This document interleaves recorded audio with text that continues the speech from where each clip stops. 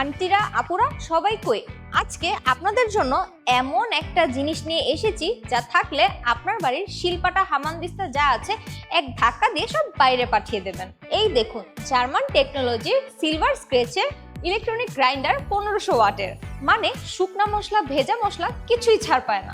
এতে কিন্তু 8টা ধারালো স্টেইনলেস স্টিল ব্লেড আছে যা দিয়ে মাত্র কয়েক মিনিটে সব মশলা গুঁড়া বা পেস্ট হবে একদম স্মুথ।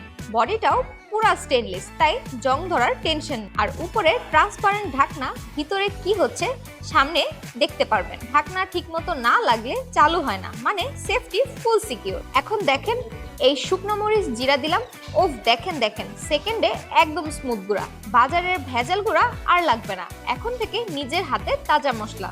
এবার চলুন আদা রসুন দিই। হাতে ঘষাঘষি নাই, চোখে পানি নাই, দেখুন একদম স্মুথ পেস্ট হয়ে গেছে। রেগুলার রান্না হোক, বাড়িতে হোক আয়োজন, অতিথি আসুক, এইটা থাকলে সব সামলানো ইজি।